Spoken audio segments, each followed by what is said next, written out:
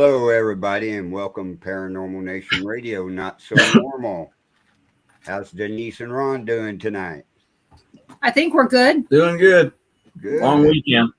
Yeah. Yeah, you guys did have a long weekend, so everything went good at the wedding? Yep. Real good. We had, it was really strange after or before the wedding.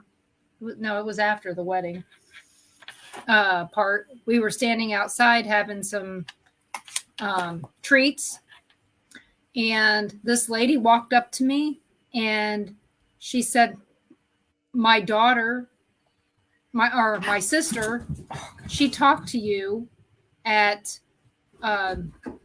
this party that we went to, and she goes, she was really impressed with you, and her daughter wanted me to meet you, and I don't remember her name, and I because I thought when I was talking, I said I was talking to the lady about her husband who died at the party, and she was talking about the daughter. Apparently the daughter was having a hard time with her dad dying.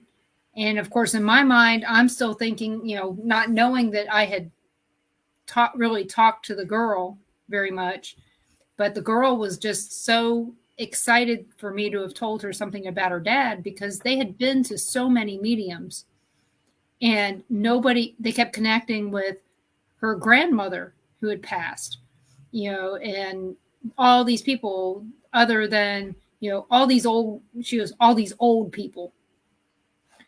And she goes, and I didn't know my grandmother, and blah, blah, blah, all kinds of things.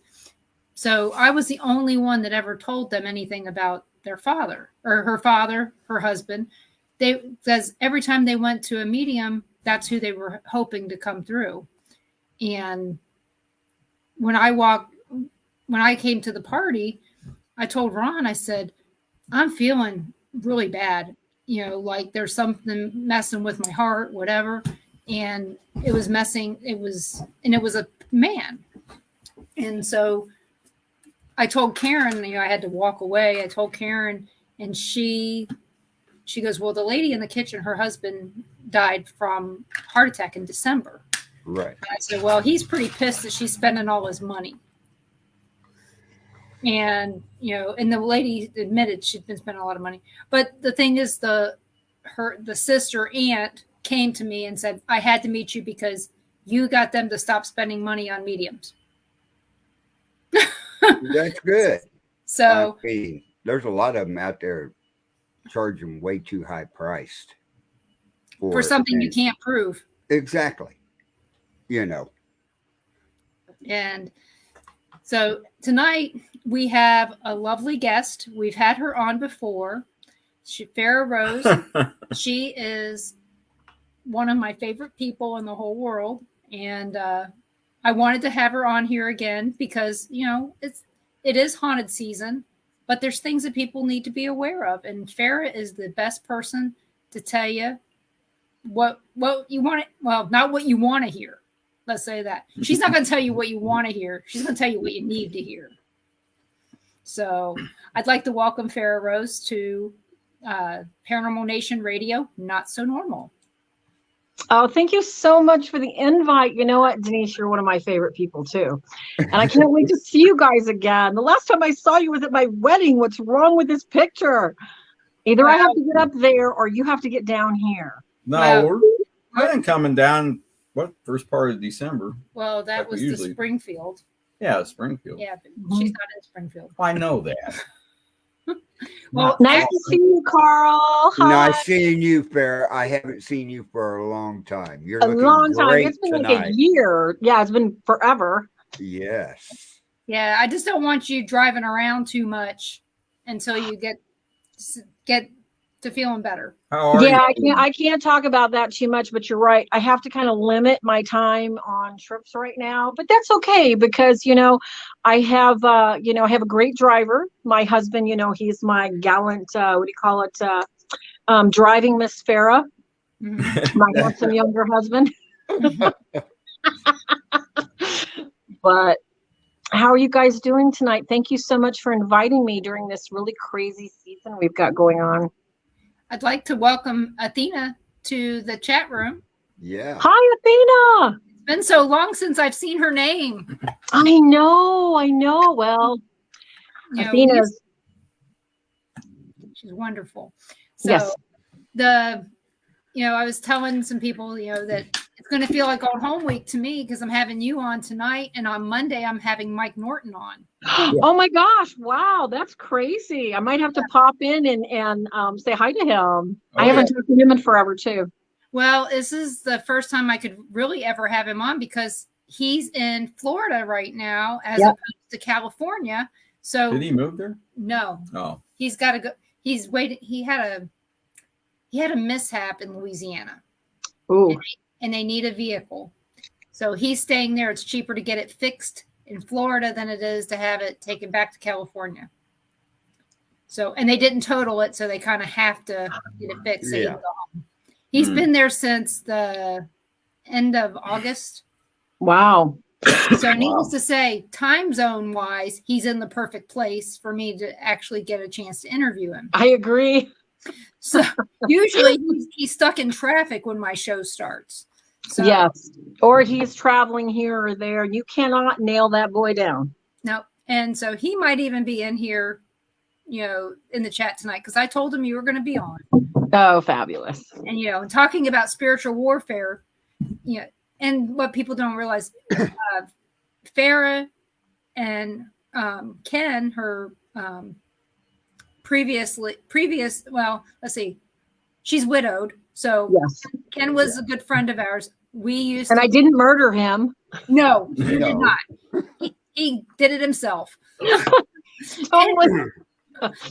And not the way you think. He did not commit suicide. He just wouldn't go to No, he didn't do that. No, he just wouldn't go to the doctor. Exactly. So that was it. So if you think you're sick, go to the damn doctor. Please go to the bloody doctor. Right. So and talking about Ken, I want to tell Farrah something real quick. Yeah. Okay, this is called Paranormal Nation Radio. If you go Thank back, you so much for having me. I know, but if you go back to when you and Ken were doing shows, I think about the third show from the end when you guys were doing shows, Ken said something about Paranormal Nation. Yeah. In that show. That's how I came up with the name for this radio show. Wow. That's I told Denise that here about a week or two ago. Sweet. And everything. I was listening to that show and he said something. They was talking paranormal like you guys do. Yeah. And he said something about getting Paranormal Nation going like that. And I went, what a great idea. I'm so glad. Name. I'm so glad you flew with it, Carl. That's killer. Hey, I just wanted to tell you that because thank you. Thank you.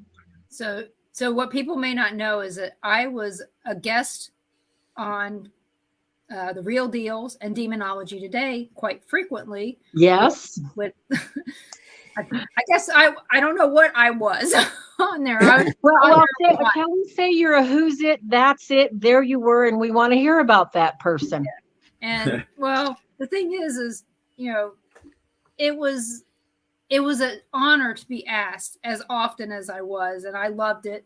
And I remember sitting there and,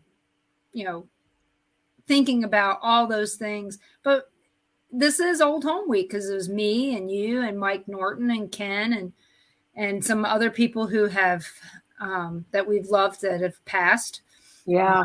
And we're not going to go through all of them. We don't want No. Let's get, as much as, we can have the happy homie handshakes. It's like people probably want to hear about what we need to talk about regarding the season that we're about to enter of Samhain and the priests of all the darkness coming out and, the ritual sacrifices of animals going on, small children going missing, people being specifically, just ritualistically raped and dumped and that sort of thing that goes on this time of year in regards to the season we're about to enter before Christmas Holy Week starts in the middle of December or middle of November. It's going to be pretty crazy for people this year. It's darker than I've seen it in many years, Denise. Yeah. It's because there's a rampant, gonna say it, rampant crap going on in our main government. Oh, yes. And the government, most of it's around the world too. And yeah, it's everywhere. It's not just here. It's all the sorry about that. I didn't mean to bump my camera. To take it one step further, Denise, it's just beyond. If you think about, we were talking about with disease and illness and health and that sort of thing. I'm sorry, my camera's so wonky. I keep kicking it. I apologize. Your health, your and my health, like our physical health, like, what we're going on a lot of times is a direct inner mirror of our spiritual health. And what do I mean by spiritual health? I mean by the thoughts. Some people believe in karma. Some people believe in, positivity. What we think, what we believe, that is what our physical being ends up being. Now, granted, I didn't ask for heart disease. I didn't ask for, a heart mitral valve prolapse that doesn't work. I didn't ask for that. Now, it's not what I'm talking about. But what I'm talking about is specific conditions that we and that's what our government is. Our government, what we have and what we're seeing going on right now in our world, the basic takedown of our main freedoms of the Constitution, of, Roe versus Wade being so hotly contested, of all these things that are just clashing like chaos in our world, that is the spiritual growth of a nation in crisis. And this is just a reverberation of all the states in Europe are so much worse. If only America could get online and see what other countries are going through. We think we have it bad here. We don't have jack bad here. We are spoon-fed, mollycoddled, little, well-diapered, toddled babies. People in Europe, they're dying, they're starving, they're scraping. They don't have heat to fuel their homes. They don't have fuel to get to their jobs. They don't even know if they're going to have a job. And we cry about, well, chicken prices just went up 30 cents and I got to get more gas. It's mind blowing. And this is the same in the spiritual world. We think that, we're also content saying, yeah, I said my prayers, I love my God. I do my thing and being a good person to my neighbor. But, why don't I have more? Why don't I have a Porsche? Why don't I have a Rolls Royce? Why don't I have this? And the spiritual condition of this nation is sadly, when we ignore those things that are so important and such a priority to maintaining our health, the disease runs rampant. And then all of a sudden you got this cancer like we've got right now going on. Yep. And a lot, you wonder what can fix it. Well, see, Denise, that's an interesting question. What can fix it? All right. Because we're talking about spiritual warfare. We're talking about, the demonic cracks that are going on everywhere, and the vortexes everywhere from Bermuda to Arizona to France to Italy to Russia. And what do I mean by a vortex of demonic energy? What I mean is I believe we're in a time of, a lot of people, if you don't believe in the Bible, that's totally okay. It believes in you. If you don't believe in demons, I don't care. They believe in you. We're going through a period right now of revelations where seals are cracking everywhere. What do I mean by seals? I mean that where I'm at in Missouri, all right, there is a fault line that runs through with a, it's a geomagnetic, it's pulled by the other fault lines that are on the Pacific Rim. And what does that mean in terms of demonic seals that are being broken? I mean that when this place was created, this fabulous, beautiful earth that we live on was created, in all goodness, love, and charity. When it was rejected, all these little nasty little rugrats were let loose that we call demons, and they caused chaos. And they were given specific domains over states, over boundaries, over chunks of land, and over these cracks in the earth that are under the ocean, above, below, and in the air. And right now, it's almost as if, what a pot boils over and you got all that foam and everything everywhere. We have got these pots foaming of demons in different places in the world right now that we're not getting news on. We're not getting accurate anybody talking about right now. If anybody talks about it, you're kicked off YouTube. You're kicked off. You can't talk about this stuff. And I'm talking about, people see, nobody's talking about demons running the street. Okay, if a demon is a preternatural creature, and a human being is a physical creature, what you're seeing is the preternatural infecting the natural to an extent that people are looking mentally ill. People are looking crazy. People are looking angry. They're being hateful. That's demonic influence. And that's what I'm seeing, Denise and Carl, everywhere. Pockets of disruption where people are so hateful that you just, what's wrong? That's the cracks of revelation I'm seeing right now in just about every nation. And it's really sad. From the highest levels of religiosity to the lowest levels of the barrios, of the pits of, of poorness, where, oh my gosh, Australia, the pygmies, oh my, these people that have no money, no real language or anything else, they're experiencing it too. It's horrible. How do we fix it, Denise? No, well, it was God fixed it once with a flood. That's what I'm thinking. Is it time? Or are we going to have another? I'll gladly hang out with Noah on deck and have knock a few back and go, let's let him go. I think where we're at, it's more of a drought. I know we're gonna be in the deserts with the lizards, guys. Yeah. Well, you should be getting some rain here anytime soon if you haven't already. Actually, we've gotten more rain in the last 12 hours than I've probably seen in the last 6 months.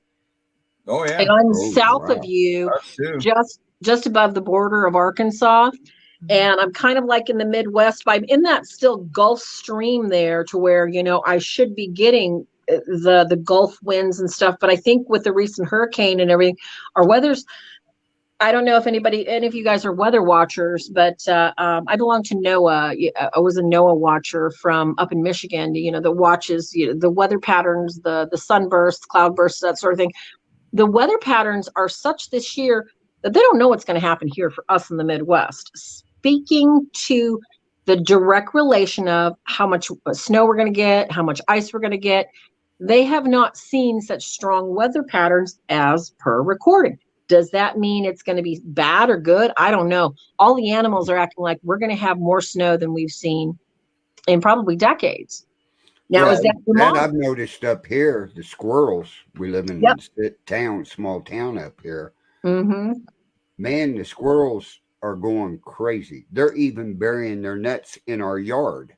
Oh, yeah. Their nests are full. I seen one put one on top of a light pole out here the other day. I'm like, it's going to wind's going to blow it over. We all love nuts, and we like to know where to find them. Well, the thing is I'm sitting here going, all the squirrels are nutting, and this is like, it's just not the right thing to say. I watch the animals too on the weather. I do too. That's how I know what's going on. And when you see a squirrel hoarding nuts like that, it's like, okay, usually they will build multiple leaf nests. And they will dig looking for the nuts from last year. But when you see them burying them, I would say get a little more extra wood, get a little bit more oil so that you're ready for a blackout. Make sure that you've got your sternos and alternate ways to heat a small room. Have your curtains ready so that you can section off rooms with curtains so you can keep that one room warm where everybody sleeps. Just be ready, be prepared. Just common grandma sense, Oh, yeah. You got to have common sense out here to be prepared. You'd be surprised, Carl. I know. I see a lot of people. We're not surprised anymore. No, we're not. The way of the dinosaur. It's gone in a lot of places. Common sense disappeared when the smartphones appeared. My God. You ask me. Yeah, I think it was long time ago. And the smartphones didn't make anyone smarter, that's for sure. No. But there you go.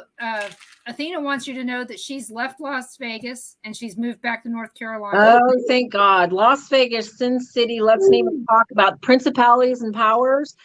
I don't know if anybody's familiar with Stephen King. He wrote this cute little book about Stand and how Las Vegas was going to be a stand because of all the legal immorality there.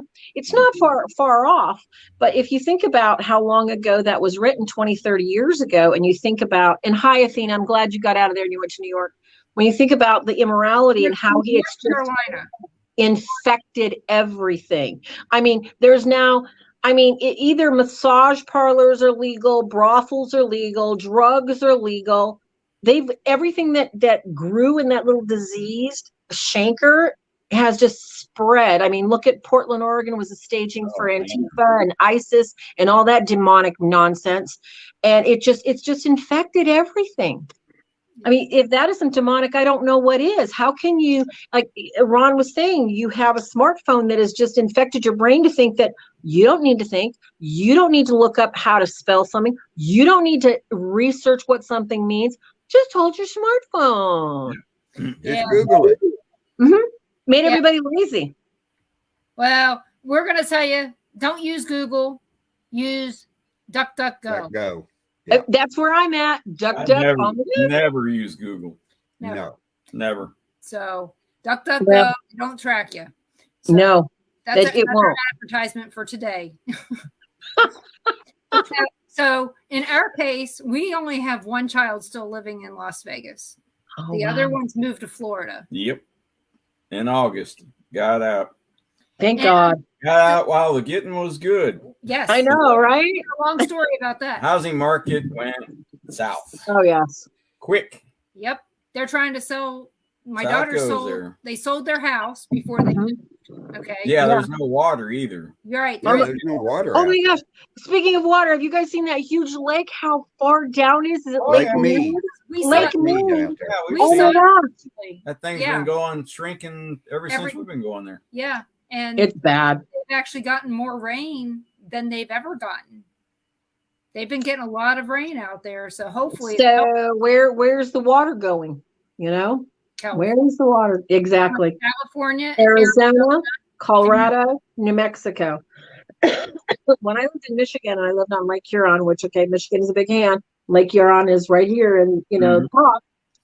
There were talks with Pure Michigan, with the Department of Conservation, everything else. They were going to be selling water from Michigan and piping it down to the Southwest. Selling water from the Great Lakes. Well, crazy. This has been a really rainy year for Arizona and Nevada. Makes you wonder. Well, cyclical weather. Obviously, California's not heard of desalinization, so that's out. Right. Mm-hmm. Oh, and call Saudi and see what they do. That's like when you were talking about Europe. Yes, they've already told them they're going to have brownouts this year. Oh, yeah. Well, and that's just it. A couple of people that I know in England and in Belgium, the guy just left, a friend of mine left the Ukraine and went to Brazil, said that they are preparing for food lines. They are preparing for rations in petrol, fuel. Oh, yeah. In other words, you're not going to be able to get it, except on certain days. And if you have, the right number, you're going to have to wait. So they're going to be looking at rationing on a lot of levels that America doesn't even know about, and that we could go to too if these pipelines remain shut down. Right. People think, $5, $6, $7 the pump is bad right now, which I'm sure your daughter in Las Vegas is hearing about from California on over. But yeah, it's probably going to get a lot worse before it gets any better, you guys. The highest gas prices we saw the last time we went to Vegas was in Arizona. Ooh. Yeah, it was worse there than it was where we were. But in Vegas, you could go one street corner. It was $1 less than it was at the next street corner. Isn't that crazy? And so it's like, it's a roll of the dice. Where it depends on where they got it and who they bought it from, right? Right. And, I'm big at not buying gas from Venezuela. Oh, me too. Me too. We shouldn't be buying gas from anybody right now. We ought to be using our own reserves. Right. But that's my opinion. We got an idiot running the country and the whole administration are dumb as a rock. So, it is what it is. But we as a nation need to get out and vote. Well, it's not just vote. All right. We need to go take our brain cells and stand at the polling booths as people are voting, take pictures of the votes, and then we need to stand there and watch those votes get counted. That's the problem. And that's where, that's where the majority of voter fraud happens, is that A, the ballots don't make it in the box, so they don't get counted. B, the ballots are being looked at by people who are prejudiced as to what they're seeing, so they're being pitched out. And C, you have drivers and people in charge of those ballots that don't want them counted. And my family being military can tell you military votes are often the whole bags will be pitched and coming over. Yep. So I think that's a problem. It's wonderful we can get out and vote, but it's awfully frustrating when they're not getting counted. Well, who do you the people in the military that are voting? Why do you think those are thrown out? The majority of those, a high majority of those, I know how they're voting. Exactly, and they're voting for a stronger military because if anybody in the audience is familiar with military pay grades, you're literally, when I was growing up in the military, one person worked and everybody got put through college and everybody had savings and everything else. Now, because of inflation and because tax and everything else, realize they can get more from you if a woman's in the workforce. These military people are being taxed to death. They're not making enough money. They're literally on the edge of poverty. They're hardly ever able to feed their families, so they're taking second jobs. So they are voting to try and get somebody to protect their pay, ensure their benefits, and make sure that their housing stays reasonable so they can afford to take care of their families. A lot of them are in debt. Yeah. Yes. Because they're moved around so much that they never catch up from the last move before they're moving them again. Right. Even if they have government housing, government moving, and my cousin April might pop in here and tell us more. On that part, they say that we're going to cover you to move. Yep. They don't cover it. They cover part of it. They've always done that. And it's wrong. Oh, they cap you off. They cap you off. They say you should only weigh this much. You should only have this much. I know, right? Yeah. Well, Ron's dad, when he got out of the military from World War II, what did they give him? $18 to get home from California? Oh, my gosh. That was to get home to Arkansas from California. Well, I guess the reasoning was, you don't have to go back to Arkansas, do you? You can. Well, you're like, once you're out and you're off that base, you're on your own. Yeah, you can go to Southern Cal. And no, here's what they were saying: you don't got to go home, but you just got to go. No, you just here's your bus ticket. Just go somewhere. Where do you Oh my gosh! Yeah, I was gonna say I know how most of the military is voting, and that's why I know they're tossed out. Because when I was in the military, I never met one liberal. Not one. No. Nowhere. Oh, but they weren't given free Nowhere. sex. And I went to a lot of different bases. Nobody. They weren't given free sex changes back then. No. But just like Barry was talking about the demons earlier, you look at how many demons are going to be around these polls and in charge of our election. That's a good point you make, Carl, because we call it demonic delusion in cases and casework and case study. You might be talking to the most wonderful, nice people at the polls who seem that they're just so friendly and so honest. And the minute you turn their back, they don't like what you said. They'll pitch ballot out and nobody knows. And is that just prejudice and mean-spirited humanity, or is that demonically influenced? I believe it's demonically influenced. Because we as humans, our human nature is a sense of fairness. Our human nature is a sense of balance. And our human nature seeks the other person's good if we are who we were created to be. However, it gets unbalanced when we listen to too much negativity. Like, I don't want to use CNN as an example, but they're a classic example of news that is blatantly, found out to set up things to make people be brainwashed to believe things aren't there. That's demonic. Yeah. And that's exactly how the demonics work. They want you to believe a certain way, so you will react in a negative, creatively destructive way behind somebody else's back, and they'll never guess. So I will tell you, if you want to be not only vote, be part of the solution. Become a poll watcher. Yeah. Become a poll worker. Yes. We were poll workers, election officials for the state of Kansas. It's last couple of years. It's almost impossible in the state of Kansas, the way it's set up. Dude, they can't. When Chris Kobach was running, he did a lot of stuff. Our Secretary of State, you can't hardly cheat in this state.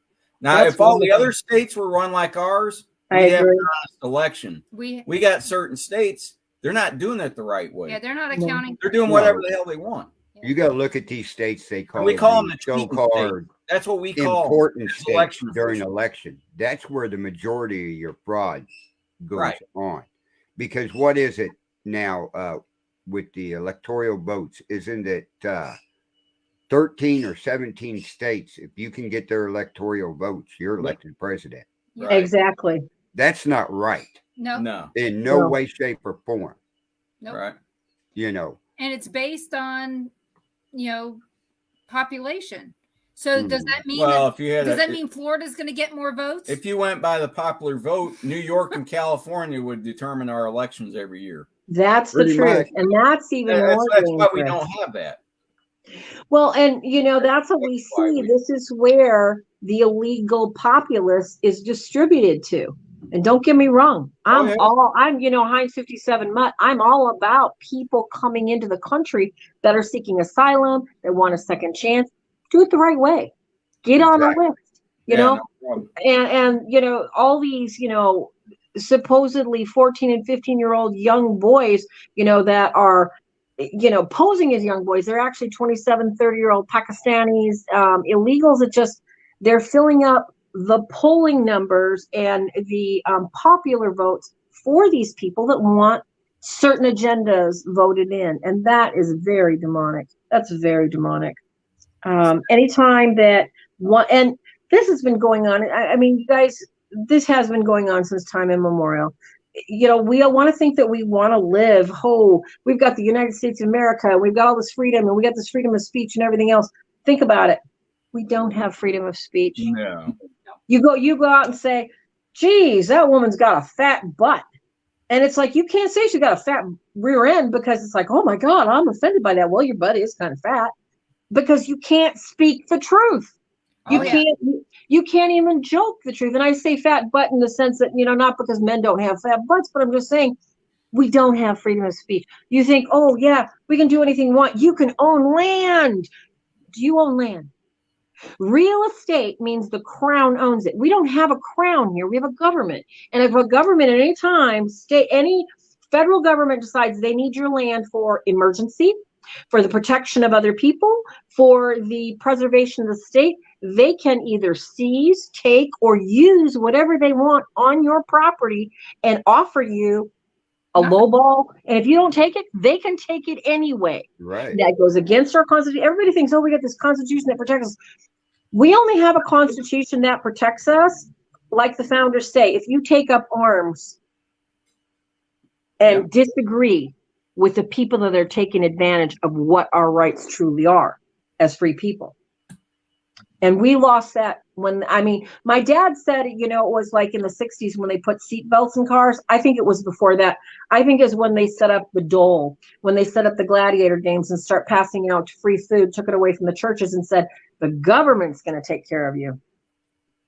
But it could have been even before that. So, where do we go from here? How do we look at, this state? I mean, I don't look at it as a bad thing. I just look at it as, we've got to live our lives the best that we can. Like you said, get involved. The demonics are always going to be around and in play in just about any area of our lives, whether, it's in the government, whether it's in the churches, whether it's in our neighborhoods, whether it's in our neighbors. We just have to be, we have to be aware. We have to be people of faith. B, that knows that this isn't our home. C, we have to find out, is this important enough to fight against and engage in the enemy? That's the biggest one. I see with, paranormal people, with people and claim they're demonologists. Oh, I'm going to fix this. I'm going to fix this. I'm going to do that. And sometimes, you got to walk away. And especially in politics, what can we really do? Like you said, you can go to a poll. That's doing something concrete. You can fix that. But Denise, that you're not going to run for governor. And you're not going to try and go do that. That's a waste of your time. Mostly because I don't want to be attacked. No, right. That's the biggest thing. And the thing is, and it's not just attacks from people. It's attacks that people like to put hexes on people. That's one of the things that you and Ken used to talk about a lot. Oh, yes. Was and people think, oh, that can't affect you. Oh, yes, it can. Yes, it According can. to God's will, it sure will attack you at any time. You don't even know when it's going to attack you. Right. And so, and not only that, I would hate to, to have a demon actually attack me. Oh, yeah. And, and that's a lot of power is not based on a lot of the people that are in power got their power from demons Yes. that they've made. I mean, I'd hate to see what some of the people in this government are, what they do behind closed doors. Mm-hmm. I really would. I know there's some that are demonic and into all that crap. Well, it makes you wonder how many of them signed a pact with the devil. They have to be. I mean, why would they hate this country this bad to do the crap that they do? Well, it's not so much that they hate it. Okay, let's look at the first instance of the devil tempting Christ in the desert. He said, "Look at all these kingdoms. Bow down and worship me, and I'll give you all of it." How could he have given Christ, God, what he already owned? Right. Because we were here on earth, and Satan was given reign over all the whores, the prostitutes, the drugs, everything. So when you have somebody that wants to be a politician or wants to be a musician or they want to be a model or they want to be an actress and they're willing to do anything to get what that carrot, well, the demon sends them somebody like Harvey Weinstein or somebody like Jeffrey Epstein's girlfriend, Ghislaine Maxwell. Oh, great. Come on, let's go do this. I'm not kidding you. It's disgusting, but it's true. So Satan just walks them right into the door of you can have anything you want. That was such good timing. We did it again, didn't we? Our famous troll. Oh, that same one? Yeah. That from last night that was in mine. Yep. So. Oh, well, we got him blocked. Network. We got him blocked. That's okay. What did he say that was fun? Did I miss it? No, it was just an advertisement. Oh. For whores. Oh, shoot. The devil was offering something. Somebody might have been interesting. Yeah. Yeah, but the thing is, we don't want to give those people any of our time. But it is funny. No. When you were talking about, things that people gave, and all these different things, it's like they were whores. That's what they were. They were selling themselves to the devil. Pretty much. For something. So that makes them a whore. That gave them a position of power. It gave them a position of a voice within a government. And that is basically, it's either, power, money, or sex. People want that power and fame, or they want that cash they think is going to, get them into what they want next. Or it's like the dopamine sensor of the sex. It's like, oh gosh, I got to have that dopamine hit, and the devil plays on it every single time. Yeah. So one of the things that Athena wants to hear about, and so does everybody else, I can guarantee you, Halloween. Halloween. What part of Halloween is, not good? Well, okay, let's say hypothetical here. Are we talking about the celebration of Halloween? Are we talking about the concept of Halloween? Halloween is All Hallows Eve. And what is All Hallows Eve? All Hallows Eve was, a celebration of the dead. And it was never what it is today. See, a lot of people will look at, Catholicism or Christianity and say, well, Christianity just rolled up, a big ball of, we're just going to do, this holiday, we're going to make it into this Catholic holiday, this sort of thing. Well, All Souls Day on November 1st was always a part of the tradition of celebrating those people that have lived exemplary lives. That was always part of the tradition of Christianity. Whereas Halloween, all of it, there's so much to go into. I don't think I have enough time to talk, so I'm going to condense it here. All Hallows Eve was a time of fear for most peasants in Europe before it came over here to be celebrated this great costume ball.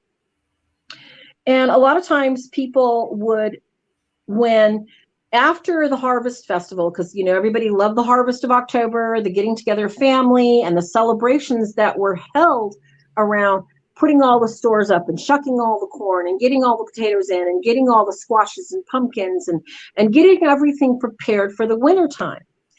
As soon as they did that, there's a number of European legends, myths, you know, demonic references to the evil entities. You know, I'm just thinking of Baba Yaga just came to the top of my head. I don't know why, but a lot of these demonics that would come and raid the stores. Now, what do I mean by raid the stores? Destroy the crops that were taken, that would kill dogs, you know, protective dogs, that would kill the sheep, goats, whatever they had around the time of the end of October, which was Samhain, which was the High Witches' Sabbath. And at the time, they didn't call witches witches as you and I call a witch. And they would, at the time, it was a, what do they call it? It was a provincial, it was a pagan, it was a country celebration of paganism where people would worship the dark. And in worshiping the dark on Halloween, on Samhain, they would call upon the spirits. And the Celts were notorious for this, for having these balls of metal that they would ring in their hands to call spirits forth, the spirits of the dead, to try and control them. So Halloween became this time of year that people feared in Europe, as far as expecting their animals to be slaughtered, their sheds to be, you know, gone through and destroyed, burned, etc. It was a time of great fear. And Halloween has always been one of those holidays that strikes horror and terror, because you expect to see demons, you expect to see goblins and ghosts, and all these horrible things would happen before you would celebrate and start celebrating, you know, the time of your loved ones. And that would be All Souls Day. And then you started the Christmas tide, which was, you know, a period just like, you know, you have in the Christian celebration of Lent, you have these weeks that get ready and you prepare for the birth of Jesus. Now, before that, all hell breaks loose. So what do I mean by all hell breaks loose? The days are becoming the darkest, and as you know, the darkest day doesn't hit till Christmas time, but the days that become darkest are when the goblins, Grinches, ghosts, supposed blood drinkers come out, and they knock on your windows, they knock on your doors, they try and get in your houses, they try to get into your minds, they invite you to commit sins. When Halloween, the whole celebration of All Hallows Eve became a costume event, I think, like many things in our culture, gentlemen and Denise, I think that what we do is, in order to not be afraid of something, we make light of it and we make fun of it. And because, you know, if we think about just the generation we lived in alone here, you know, in the 40, 50, I'm probably the oldest, I'm going to be 60 next year. But we think about all these years that we look back on. Let's look at vampires, for example. Vampires were this gross, you know, Bela Lugosi, long tooth, scary looking thing back in what, the 20s, 30s? Now we've got sparkle vampires who are shooting pixie dust out their arselings, you know? It's like, I'm sorry, but how is, you know, a blood-sucking, you know, supernatural entity that's going to destroy your soul, how is it something cute and nice? So this is kind of what transferred from Europe as something scary to something that was kind of, well, let's celebrate the spiritism, which kind of concluded in the late 1800s, early 1900s, of let's call the spirits. This has got to be fun. They can't hurt us. Open acceptance of spirits, goblins, and ghouls to, well, let's have a party. Let's celebrate. Let's get dressed up and let's go. Because on All Souls Day, they'd go and they'd share soul cakes. Okay, Halloween, let's ring in the spirits. Let's knock on doors and run away, and in imitation of spirits. So all of Halloween, what's good and what's bad? Athena asks. Okay, as far as I'm concerned, I don't see anything bad about Halloween. What do I see that's bad? I see that ignorance. Ignorance is not bliss. Because if you go into a party with somebody that's having a Halloween party and they have got supposedly rune casters, psychics, ball ringers, and you don't know what you're getting into, could you bring something home and you have nightmares and possibly something happen? Yes. So ignorance is not bliss.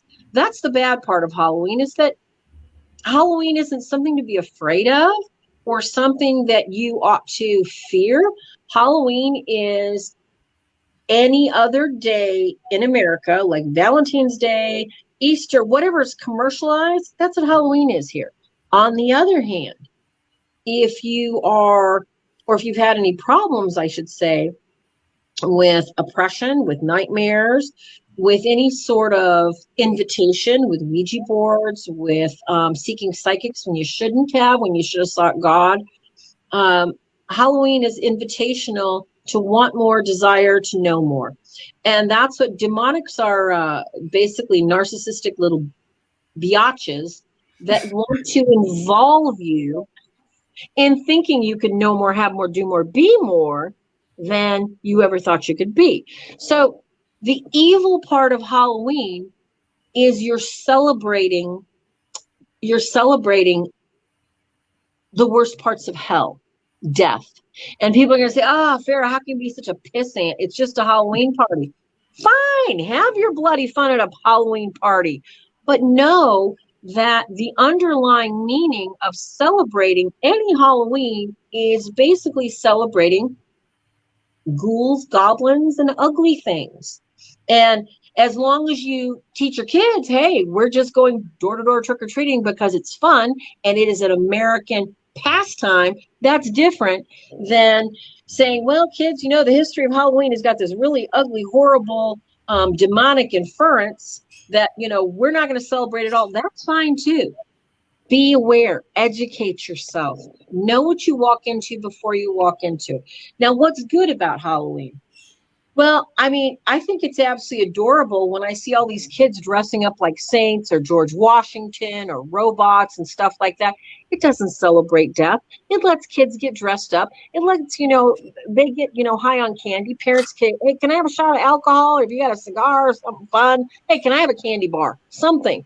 I mean, that can be fun. We have lots of silly American traditions here in America. Is that a bad thing? I don't see it as a bad thing. Some Orthodox and people are going to be like, oh no, Halloween celebrations are good.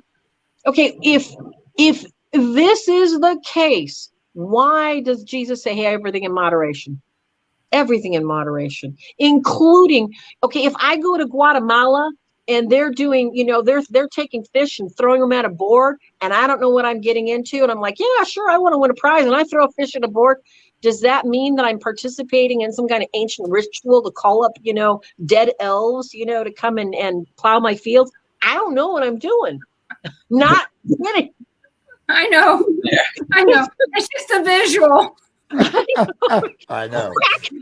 So things that came to mind is invitation. Yes, invitation. There's a lot of invitation in Halloween. Me giving out candy means that I'm inviting someone. If I turn on my light, I'm inviting somebody to come to my door and take something from me. Yep. Does that mean that it's candy? It should be, but that doesn't mean that. Should we be blessing our Halloween candy before we give it to the children? You know what? Let me tell you this, Denise. It is my belief, as my religious practice are, we should be blessing everything that comes in our home if we can, just by, blessing it as we receive it. When you have people come to your door, is it invitational for them to walk in your house? Yes. I don't ever let anyone, come to my door and come inside my house. So I can't stand Anton LaVey, and Anton LaVey was a Satan worshiper. So guess what? I don't really give any credence to what him saying that Christian parents give their children over to the devil. He was a mentally incompetent devil worshiper. So I'm going to talk about Anton LaVey. Yeah, we don't turn our Christian children over to the devil on Halloween. We only do that if we encourage them to watch what?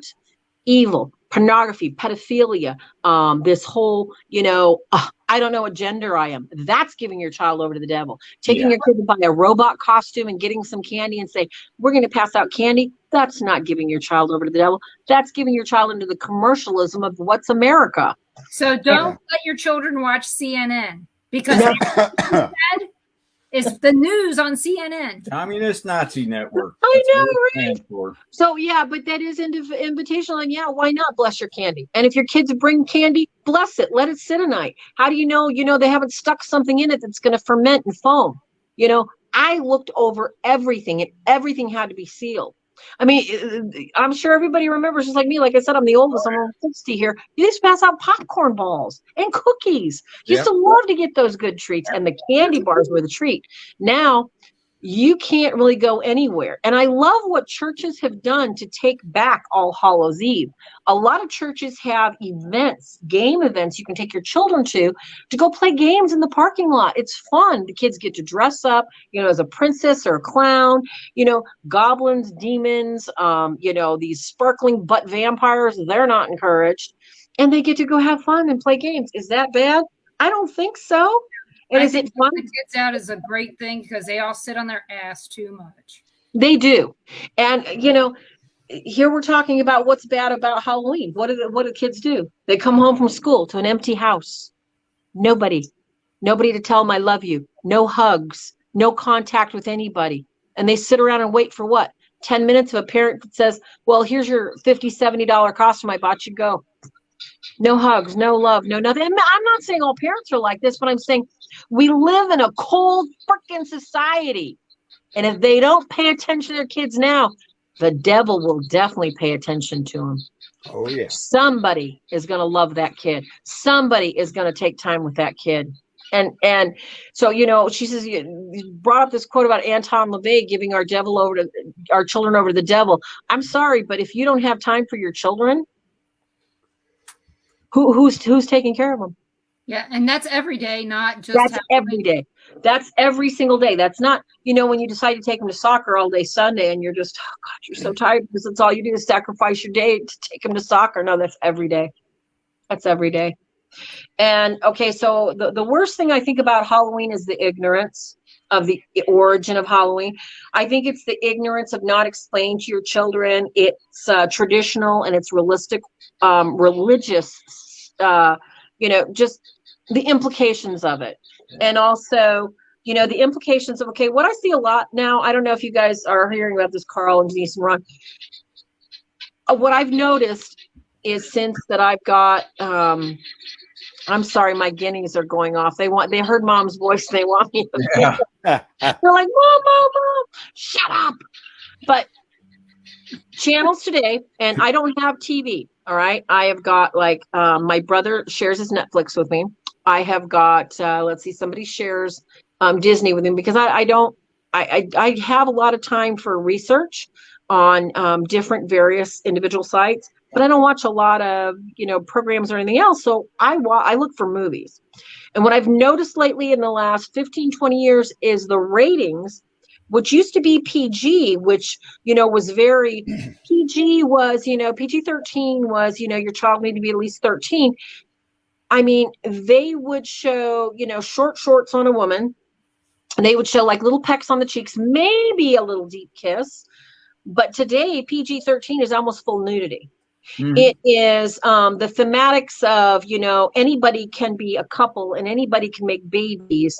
And yes, Disney is very demonic now. I totally agree. The demonic symbolism, I'm going to be doing some movie reviews that just will blow your mind, all the different satanic symbols they put in there. But when children are left alone with devices and the choices they have, what they're filling their minds with is what they're going to become. And when you think about Halloween, what is Halloween all about in America? Well, let's watch spooky movies and let's watch the popular, Freddy Krueger's and the, just all the horror movies. I mean, these movies are not for children. No. And that's invitational, Denise. It's preternaturally terrifying for me to think of little children, and I mean little children because I say, 13, 14, even 10, 12-year-olds, they're allowed to watch some of these ghost adventurers and these ghost hunters, as they're trying to, surmise if something's haunted or demonic. Children shouldn't be watching this stuff.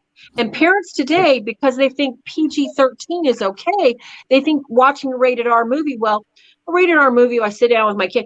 Well, you're watching full frontal nudity. You're watching some stuff that, I'm sorry, most adults shouldn't watch when rated R. And that to me, sadly, when people think that horror movies and getting scared is what Halloween's about, that's just not good. That's not healthy. It's not, it's focusing on death, not on life. So my 2 cents. I think we should be celebrating life more, but I'll tell you, I like thriller movies. I don't need to see people dying.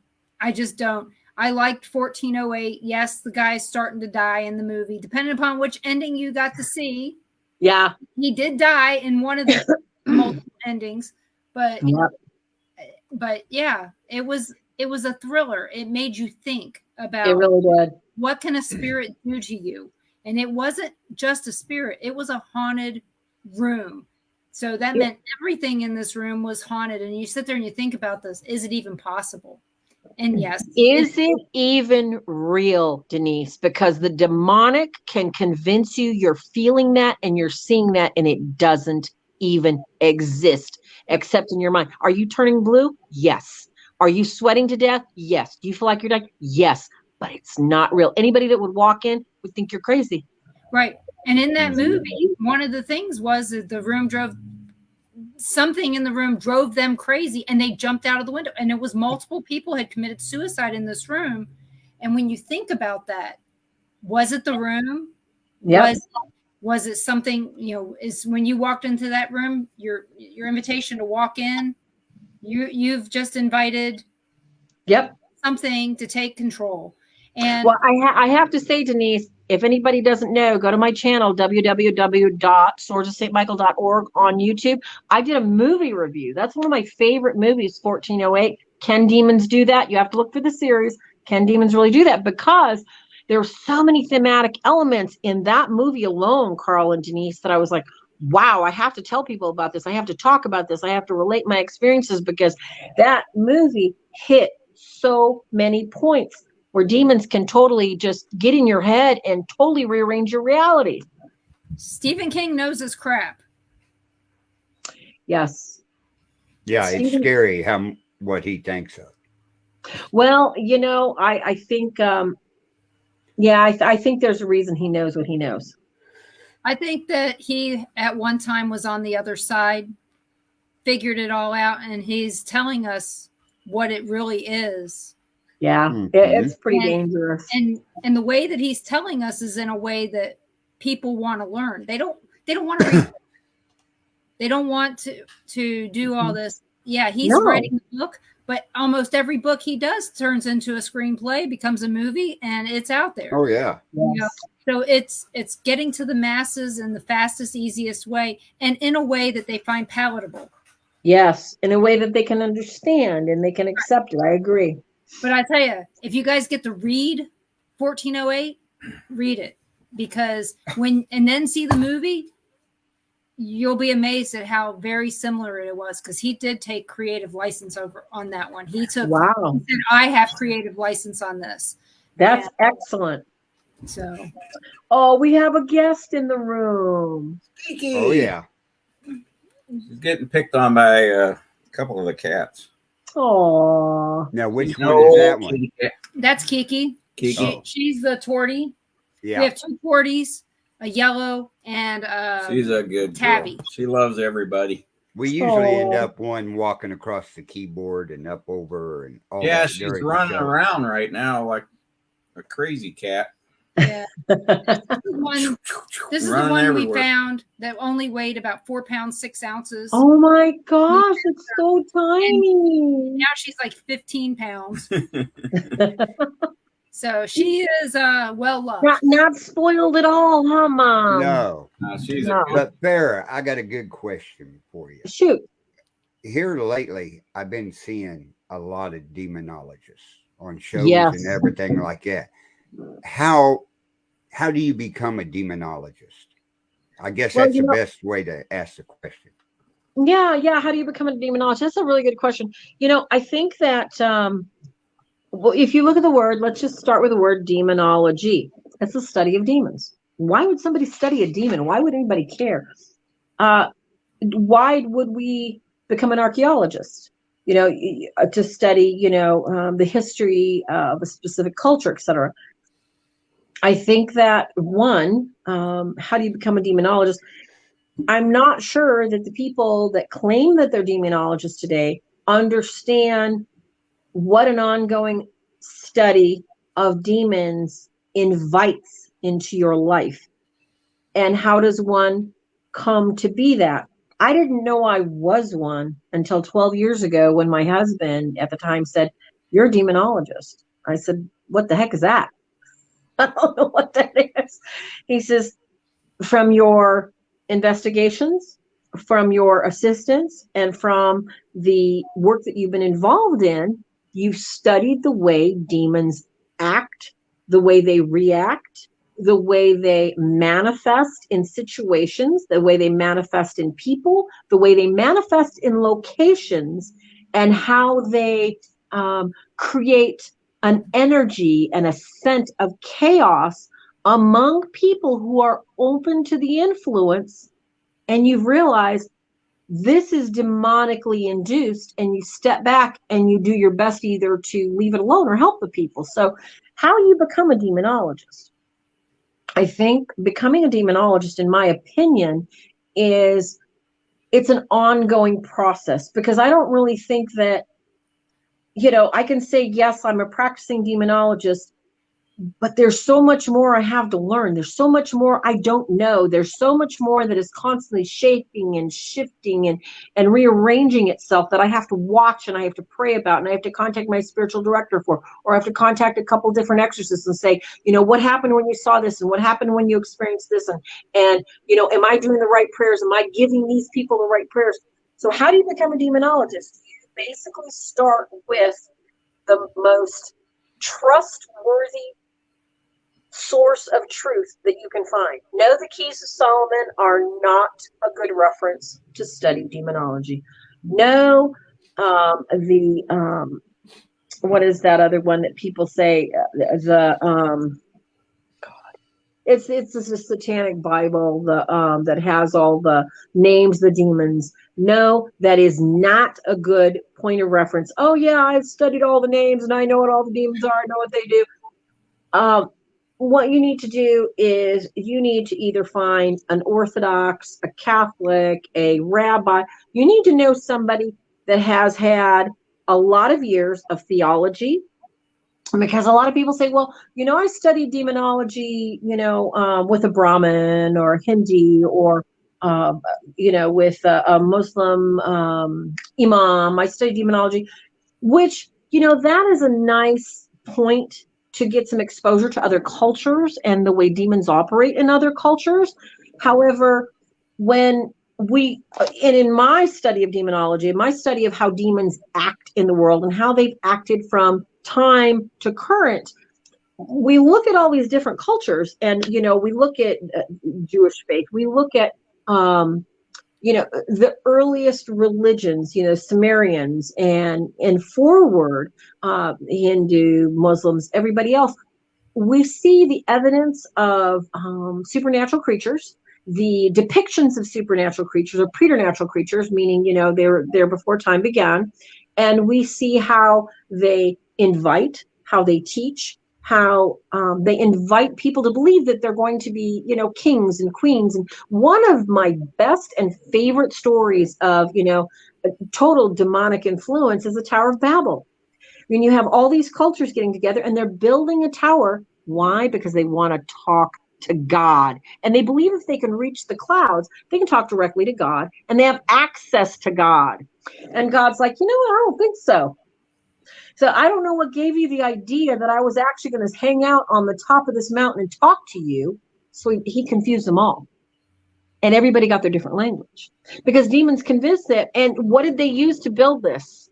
They built quartz, which is, it has radio waves that just, I mean, I can't even get into the story because it's so much. But basically what I'm saying is that, when you look at demonology, you want to learn how to be a demonologist. And what makes a demonologist is that it takes years of study, years of watching, writing, noting, learning, being open to learn from your highest source possible, which is me as the Holy Spirit of God. And I don't care if you call it God, if you call it, Jesus Christ, if you call it, that is, when you look at these other faiths, they did not cast out anything. What did they do? They didn't even bind it away. They appeased it. They got it to leave for a short time. They had incantations that would make it go after a neighbor. They had poses they could do so the demon would not look at them and would look at somebody else. But they never got rid of it. It took, a little Jewish rabbi from a little town called Galilee that said, hey, cast the thing out. And then pretty soon they had all these other people going, oh, I'm going to cast it out in this name too. And the guys that were following were like, hey, wait a second. They're not with us. How are these guys casting out demons? He says, wait a second.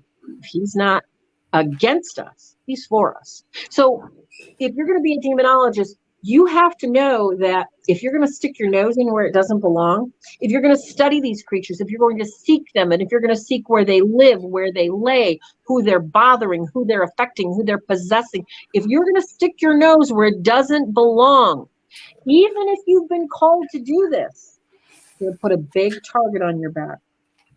Bigger than if you walked into, I don't know, underneath the White House and hung out with a bunch of naked people writhing on the floor drinking blood. You would make yourself so well known. And maybe you're not a target because maybe, you're not an honest person. Maybe you're a thief. Maybe you're having affairs. Maybe, you have a porn problem. Maybe you have a drug addiction. And the devil's like, cool, come on, bring it. I'm going to share my stuff with you. So what does it take to be a demonologist?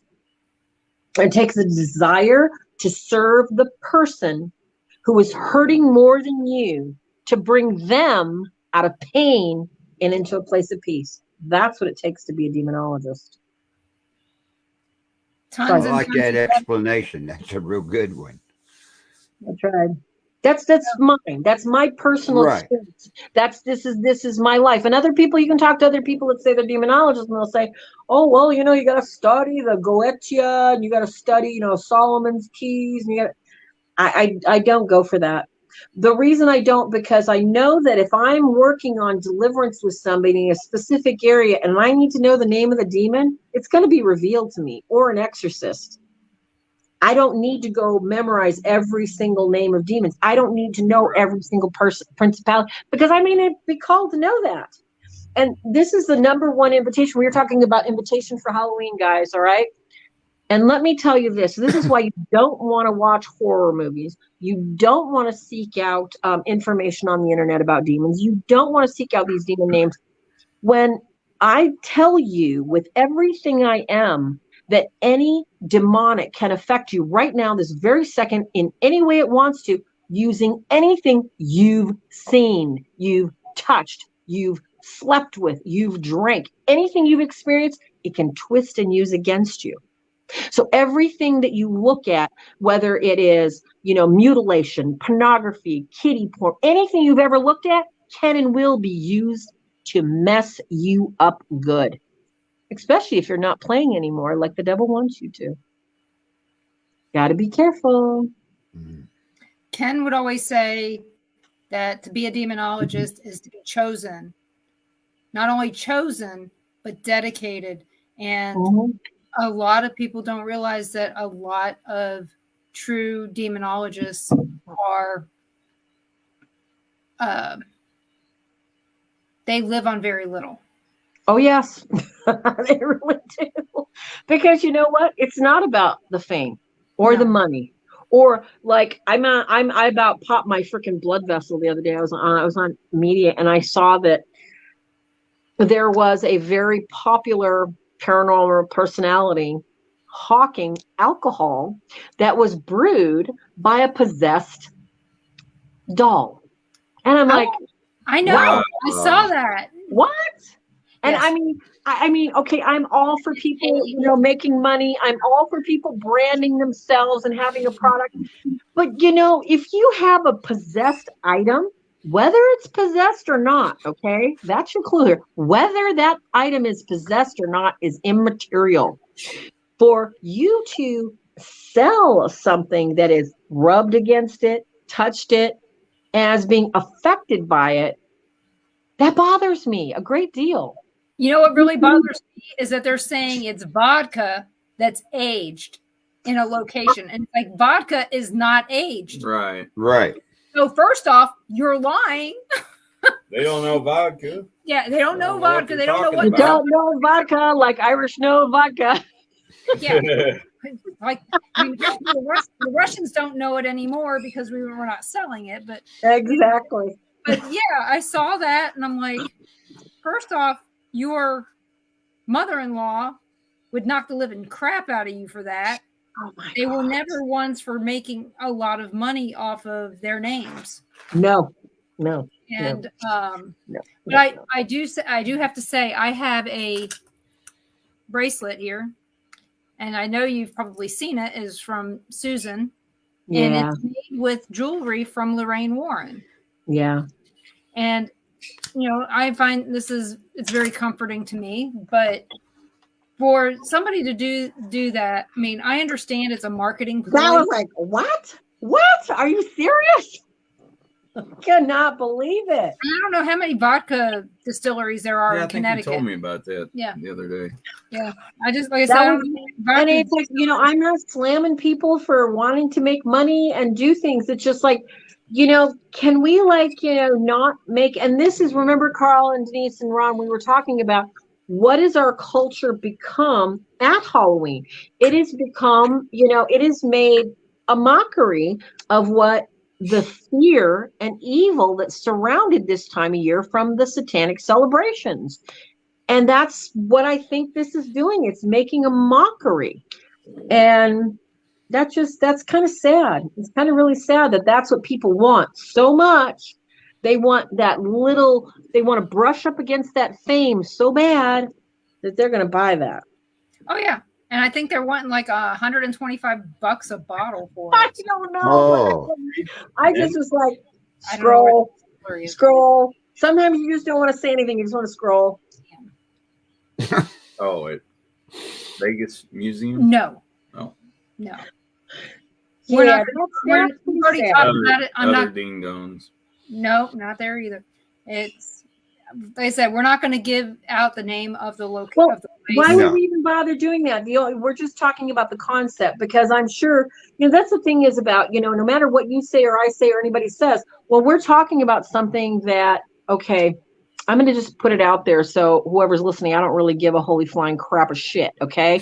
You want to tell somebody I said something? I'm right here. Come get me. Okay. I'm not asking for any hexes or any spells, because if somebody got their panties in a snitch because they want to go get some attention by telling somebody I said something, rock your little knockers off. Okay.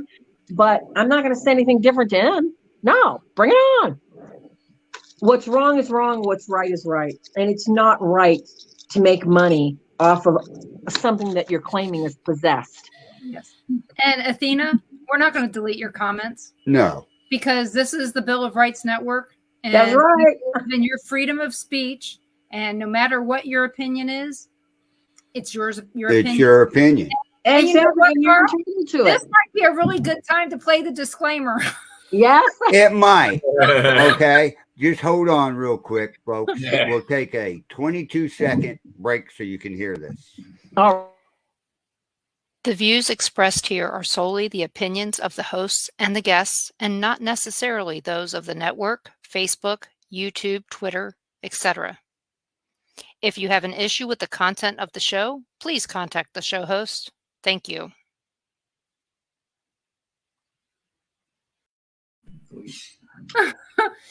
See, I'm prepared. Well, so I take it Athena was a little bit more strongly opinionated than me and Chad. That's okay. Like I said, we're all for everybody having an opinion, even if it's different than ours. You know, exactly, because you know what, we're not all going to agree. That's just, you know, we're not all going to agree on all things all the time. If we all agreed, it'd be so boring, wouldn't it? Oh yeah. God.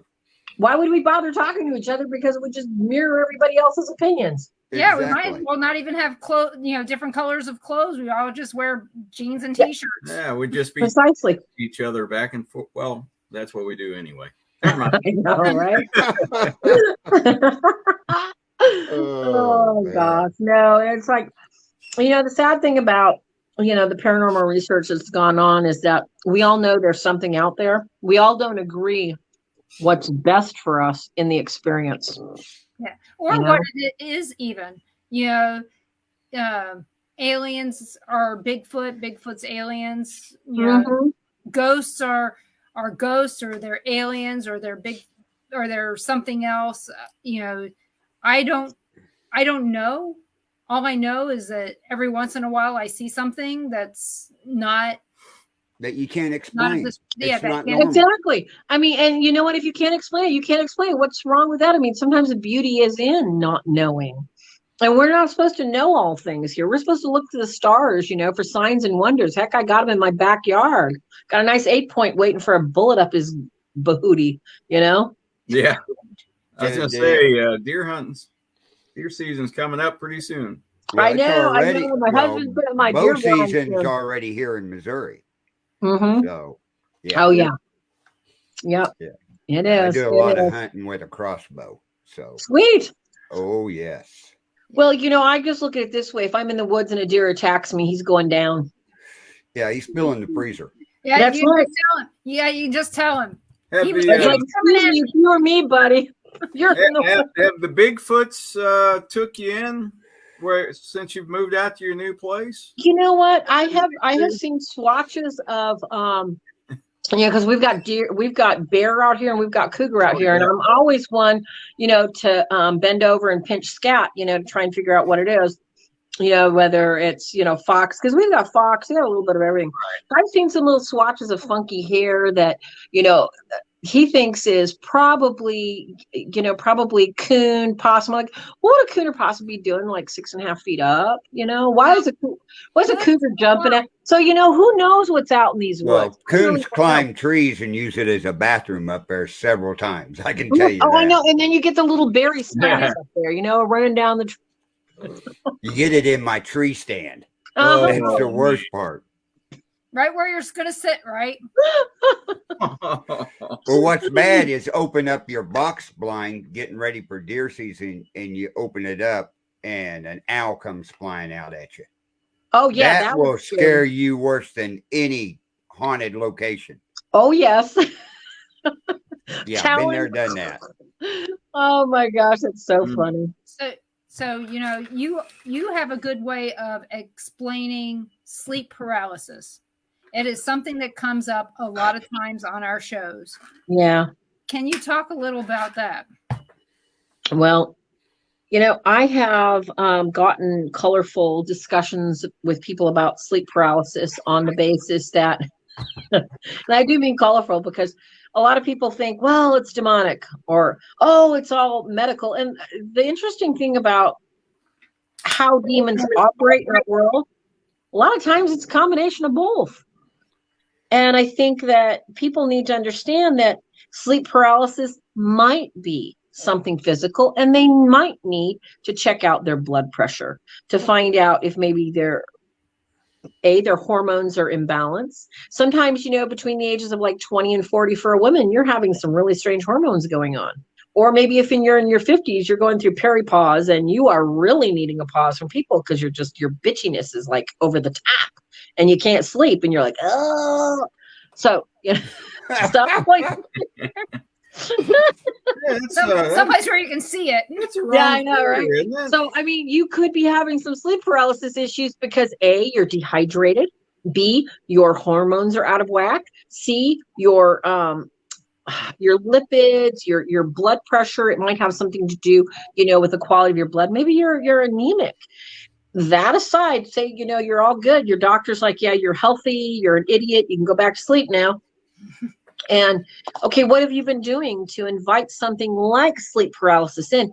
And I just saw a show on Netflix the other night. It was pretty good about it. I'm going to do a review on it. What's it called? I can't even think about it.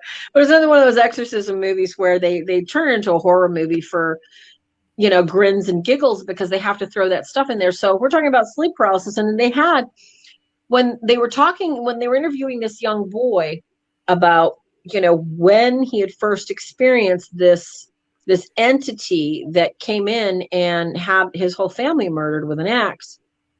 He talked about a man. And he talked about a man that had sat on his chest.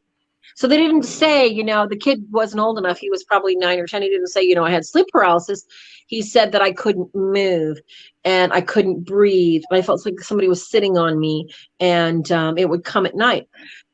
Now, when we look at the cases that I've been involved with, Ken's been involved with, and the other people that I know that have had progressive oppression cases from sleep paralysis is not the first thing that happens. Usually it's the nightmares. Usually it is it's something so innocuous you think nothing of it. Usually by the time someone is experiencing sleep paralysis, and demons never irritate you one at a time. They come in packs. Not like a 6-pack, more like a 12-pack of eggs.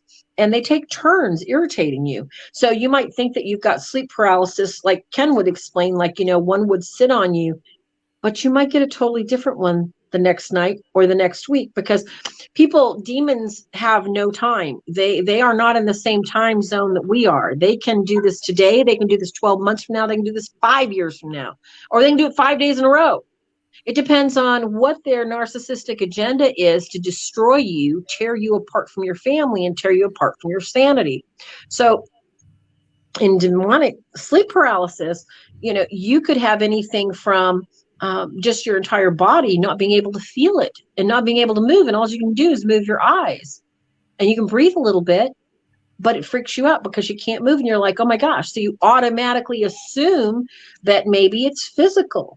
And it may not be physical. There have been studies that show that this can happen on occasion. And I mean on rare occasion, because it's not the norm, for a body. Because when we sleep, our brain naturally, all the signals turn off, or else we'd be twitching, kicking, punching, spitting, and pooping ourselves, when we're laying there sleeping.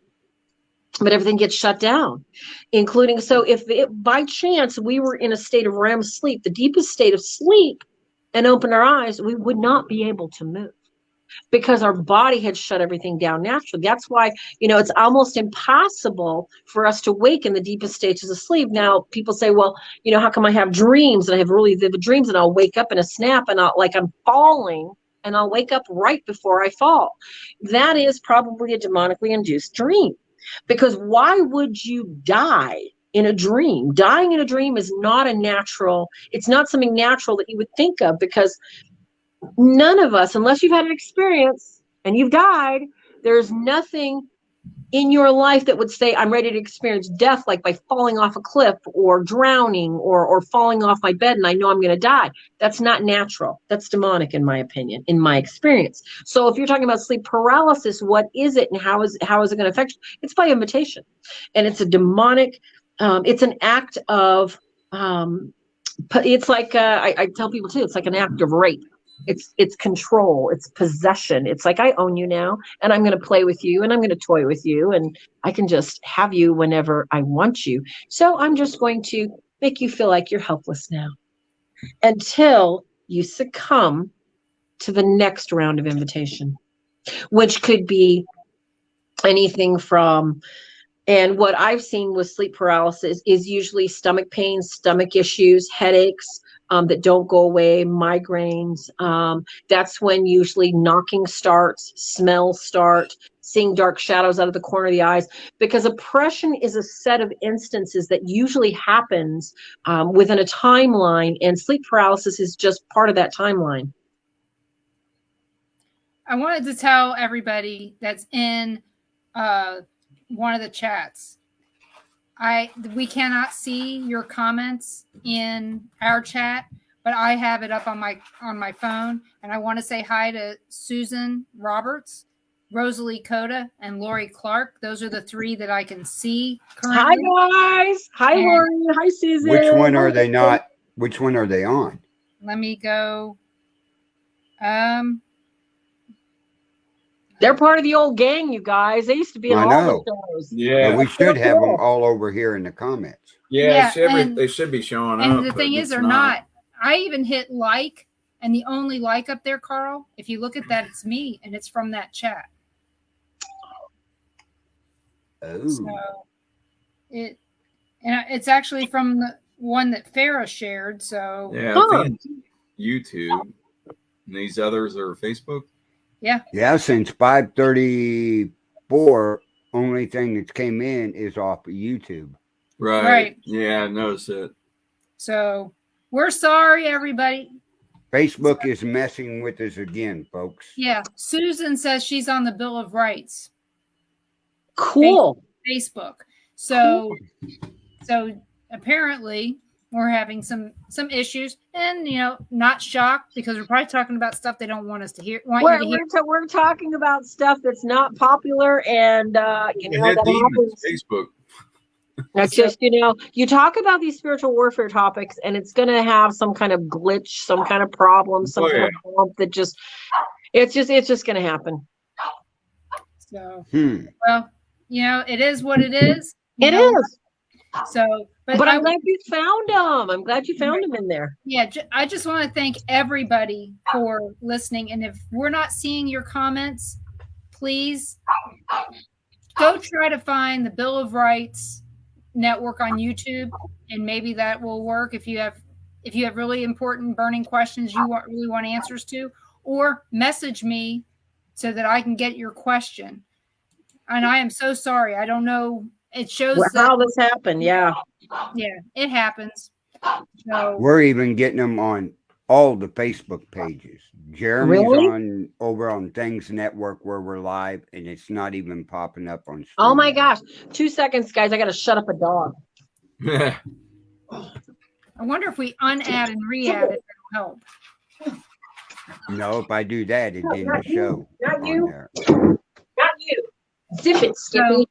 So any of you I'm checking all the Facebooks right now to see. Actually, Susan, Ken did have a lot of issues, and it would always be 10 minutes before the show. He would think he'd have to read. I know, right? The whole network. And he would literally just be like, smacking with a snake, going, forget it. Don't worry about it. Honest, I'm surprised he didn't have a heart attack on show nights, because of all the stuff. Ron would go, well, Ken's dicking around with the computer again. Exactly. I mean, it was just like, it was regular. It was regular. I mean, people, if we actually had a show that like went for 5 minutes. Yeah, I think we'll see. I think Farah just said, I don't want to have a show tonight. I'm gonna have Ken fix I'm gonna pull this little cord out and hide it from him. Yeah, it's like sometimes I was tempted to do that, because he would get so, why? Because he was a perfectionist, you guys, number one. Number two, in his perfectionism, it was his job to make sure that A, the truth got out, B, the majority of people that needed to hear what needed to be said got out there, and he was just constantly messed with in so many levels and ways. It just would just anger him. And I mean, he'd get the holy water flying, and he'd be throwing around St. Benedict medals. You want to hear what Ron, tell her how you knew who I was talking to on the phone with Ken. Oh, because all I'd hear is say, yep, yep. And I'm thinking there's only 2 people that can shut her up on a phone. That's her sister and Ken. Oh, that's funny. That was it. That is so funny. And Lori says, always issues when talking about spiritual warfare. Always. Always. And that, that brings up a good topic, because, just in some of the recent cases I have, I just want to tell you guys, if you know of parents, or if you have families and other people that have children, the biggest problem that we're seeing right now in spiritual warfare is grandparents that are being affected through their grandchildren, and they have no real spiritual authority on the same level that a parent does. They do have some, but not a lot. And so it's very frustrating for them to try and help these children that are, gender dysphoric. They are being bullied. They are they're wanting to be like their peers in trying sex and drugs and stealing and cutting and all kinds of things because they want to be accepted so bad.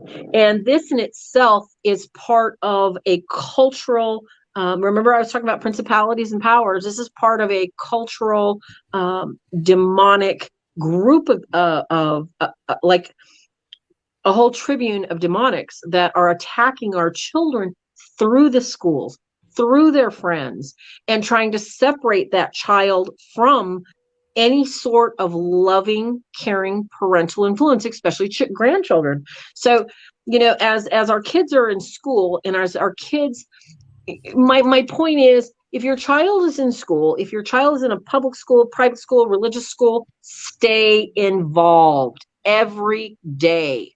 Don't let any piece of paperwork come home that you do not look at. Do not let your child have one day that you don't ask them about their friends, about what's going on with their life, what their goals are, what do they need, what would they like. Check their arms, check their armpits, check their thighs. More kids than ever. And when I first heard about this whole cutting thing and burning thing, kids were doing this in high school. We're seeing children that are doing it as young as 7 and 8 years old, stabbing themselves with pencils so they can feel something, cutting themselves with plastic knives just so they can feel something. This is how lost our children are today out there. It's like, we're losing a battle when we focus on, I got to have a new car, I got to have a better house, I got to have more money. And our kids are left alone to a demonic world that doesn't give a flying FJ. Well, Rosalie, she's in this chat room now that we can't see the YouTube one. She said, just so you know, I'm only going to that Paracon full of liars to see Arnie and the others that are my friends, and the vodka is $199. Wow. Oh, well, there we have our answer. Oh, Rosalie, I know there are some really wonderful people at that Paracon, and I am not knocking people that go to Paracons. I'm not knocking people that go there and seriously try to help, like Arnie is. There are some people in the paranormal world that their heart is in the right place, and they, like me years ago, we're all learning. We're all in our little stepping places where we're trying to get to. And hopefully we're not where we were 5 years ago, and we're not where we want to be in 5 years, but we're trying to get there. And sometimes at these Paracon, you can meet some really interesting, talented people. And what do I mean by talented? I mean talented as in, their gift of an ability to tell a story, their gift of an ability to love people, or their gift and ability to sense people's pain and try and help them, their gift and ability to walk into a haunted place and say, you know what, this is really evil, or this is really good. So, I'm not knocking that in any way, shape, or form. I am knocking the $199 price, at least make it $70. So, I might want to buy a bottle. Yeah. But, well, Crystal Head is cheaper, and you get a nice skull head, and you get Dan Aykroyd's name with it. What is an expensive bottle of vodka go for? Oh gosh, a good expensive bottle. I mean, I would think a good expensive bottle is going to go anywhere from 125 to about 350. Good expensive bottle. Wow. Yeah. I mean, but that's, if you want to pay, really good, because you know what you're paying for? You're not paying for it to be aged. You're paying for it, like you said, triple, quadruple. You're paying for the distillation process and what they use. It's so expensive. No, I'd have to go with what that company is charging. It's because of where they have to put these barrels to age in that house. They're paying for rental space, because it's not like they're the ones doing the distilling. They don't have anything in it other than rental space. Right. I know. It's like, okay. It's a scam. Remember, it's like, can we call Scooby-Doo in the mystery machine? So I want to say hi to Gary and Barbara. I'm so sorry we cannot see your comments in the chat. I happen to have the Bill of Rights Network up on my phone so I can see what questions are being asked. So unless you can get into YouTube at this point, the Bill of Rights YouTube. Yeah, I have no idea why Facebook is. And then if you click, have you clicked on the deals and went to YouTube? You see the comments? Yep. Mine shows a white screen and doesn't show me any of the Oh my comments. gosh, that's maybe crazy. we got knocked out because of Miss Farah using her F word. No, that wouldn't have kicked us out. I just said the F word. I didn't say the F bomb. Yeah, she said. Well, freaking. you never know what they hear. That's what I heard. And I only alluded to that nasty word. I didn't say it. Yeah, she didn't actually say the word. No. I heard I never say that word. Did I say the SHI poop word? I'm not worried about that one. Yeah. Damn shit in hell's fine. But you said freaking. You didn't say the other. Yeah, I wouldn't say that. But no, probably too. Either that or it just maybe a lot of people in Missouri, I don't know where you guys are at, specifically in Kansas or whatever, as far as towers go, where we're at is really difficult to get internet. And that's one of the reasons why I haven't been able to do live shows until I figure that out. But another reason I was talking about internet is that whereas this could be natural, it could be supernatural as well, the interference. There are, with the storm, a lot of people have been in and out of internet for the past 2 days that we know in Missouri. So it could be, an internet thing, maybe. I don't know. Well, I live in Missouri, but I haven't had a problem with it. But this is the first time anything like this has happened using StreamYard. I'm sorry. Denise You'll be proud of that, all the time. But yeah, I mean, I even went to my YouTube channel on another browser, and I still cannot see the chat room. And why? Why can't people get through so they can ask me questions when I got freaking decades of experience I can share with them? Because I guess I'm just supposed to hang out and have a party with you guys. I guess.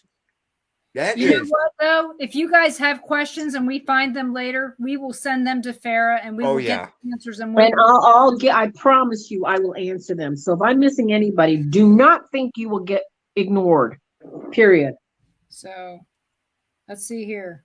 What am I seeing? Well, if it's not out there, you know what? It's showing up on mine. Isn't that strange? Well, see, I even went to Things Network where we're live at. Yeah. Jeremy over there, he says, hi, everybody, and got you shared out. Hi, I can Jeremy. see their comments there. Jeremy York's the owner of Things Network, where paranormal shows are at. We're part of and everything. But yeah, I mean, I better go check my Twitter account and see if anything. I've never gotten anything from Twitter.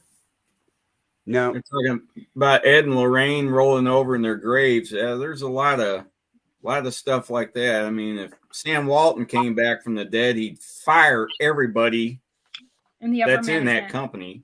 He'd blowtorch his own business. He'd shoot them all. Oh yeah. He wouldn't tolerate Walt Disney would fire everybody that's running Disney right now. Oh yeah, he would. Oh, in a minute. He'd be like, what the hell happened to my company? He rolled over in his grave more times than you can think of. Yeah. He's pushing up them daisies. Yeah, and not Daisy Duck either. Or Daisy Dukes.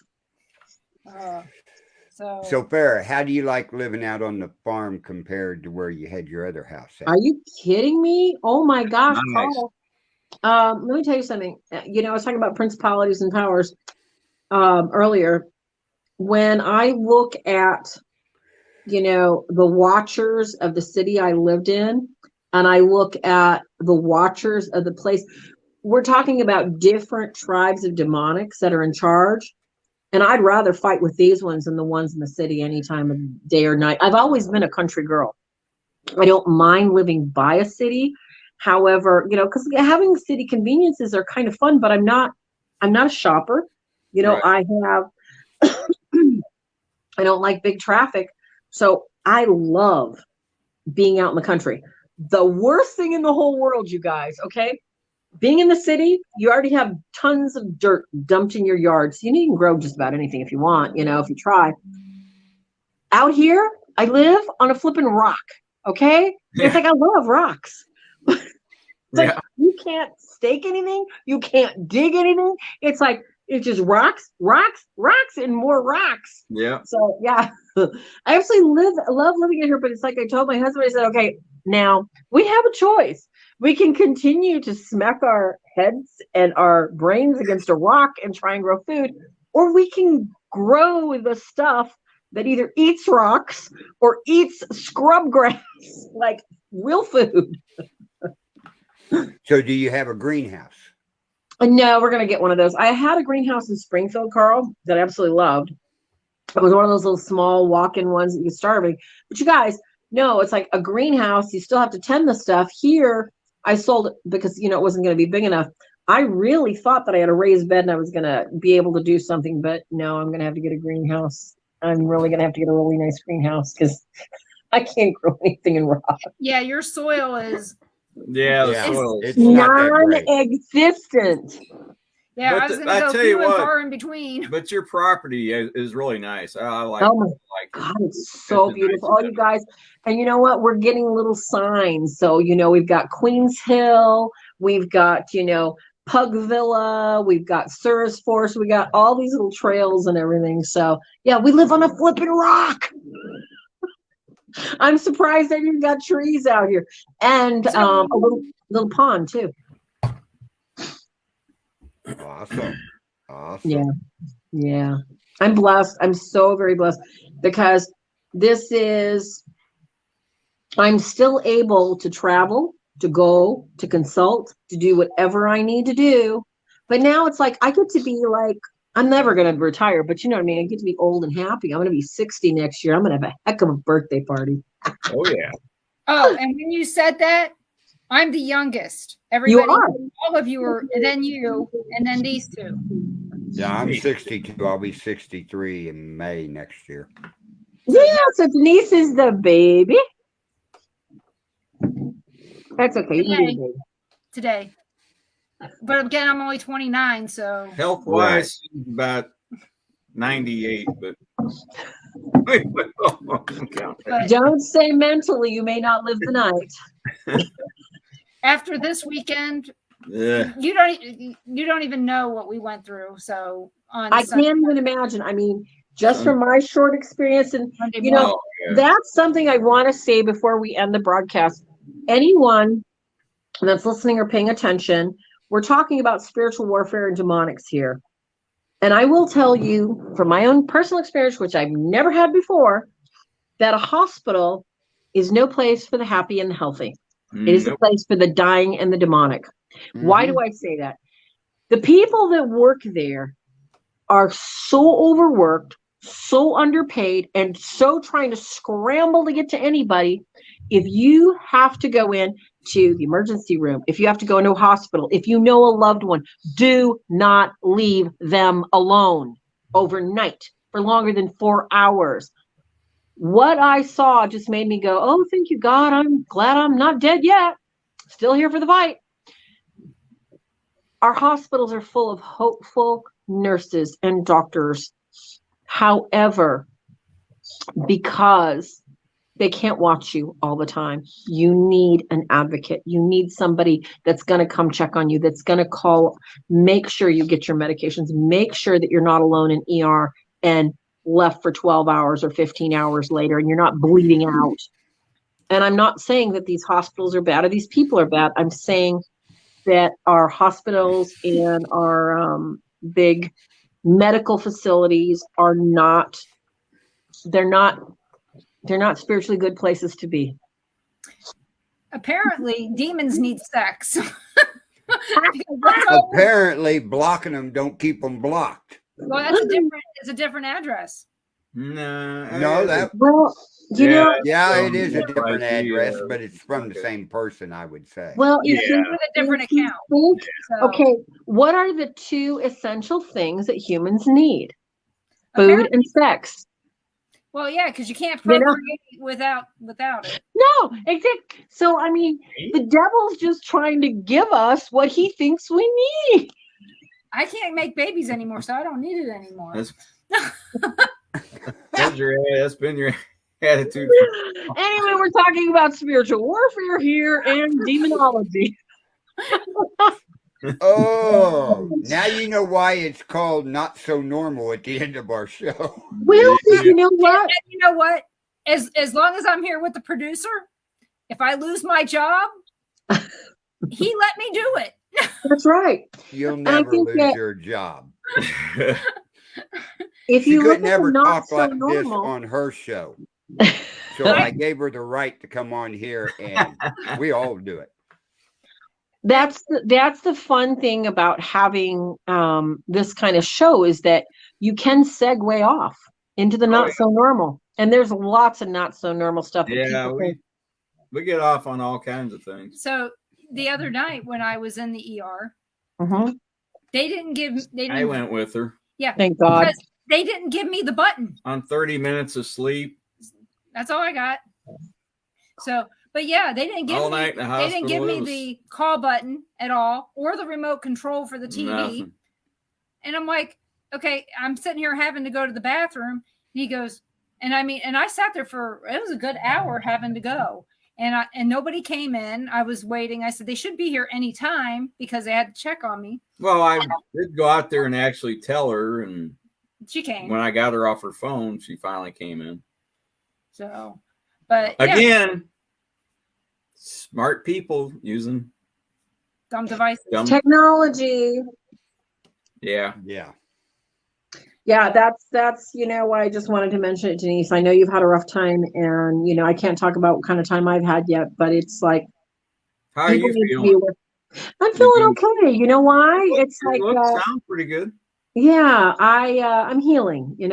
I'm healing, and that's the most positive thing. And it just. When you've got Superwoman and you put her in shackles and say, you can only shuffle instead of one, not that I was ever Superwoman, but it's like I'm used to going 90,000 miles a minute, and you say, well, you can go 3 miles a minute. You're like, get away from me. So it's been an adjustment to slow down and, let my husband take care of me and let my son take care of me. And that's what I'm learning. That's what I'm learning to do. Good. Do it. Enjoy Not it. very well, but I'm trying. And I'd like to say hello to Jane. She joined in the other chat so you guys all know. We know she's here. Yeah, we got people in chats all over the place. That's so funny. Regular. Yeah. So what's your husband's opinion on ghosts and all this?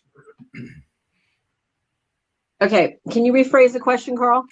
Okay, your husband that you have now is does he believe in the ghosts and all the demons and all this too, right? Yes. Oh, okay. Yeah, he does. The interesting thing, though, is that, he has his level of faith and spirituality. He trusts everything I say, and he doesn't question it in any way, shape, or form. He's just not interested in throwing himself down in front of any demons that are charging at me. He says, just let me know when you need my help, honey.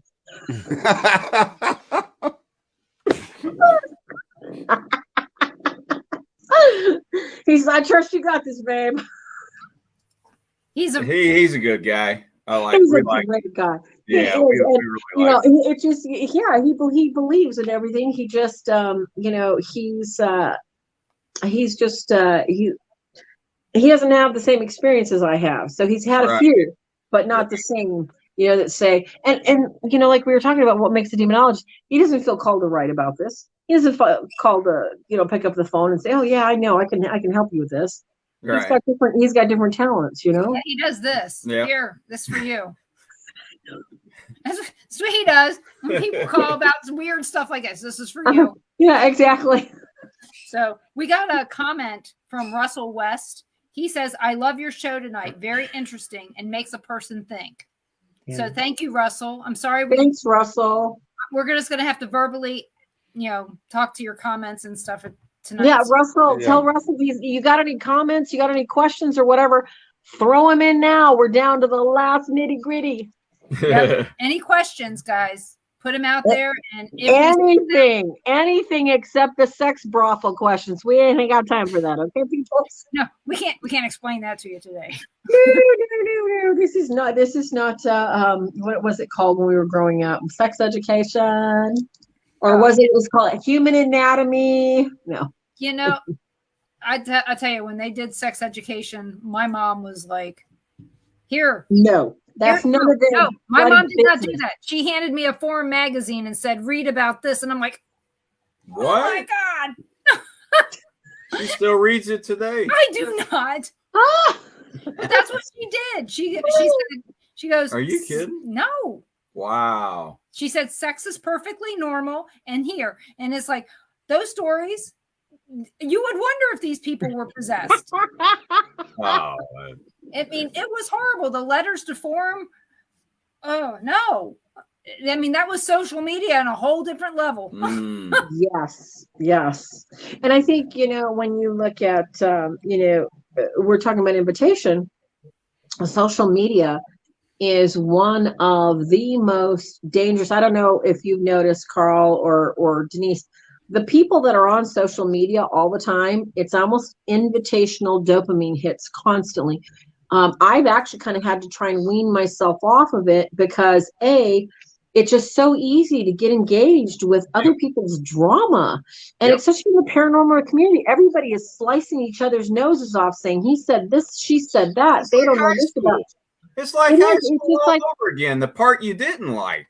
Right. It is. It's like why, I asked her, I said, why would you sign up for this crap? I don't want to relive that. That's the only part of high school I hated. Yeah.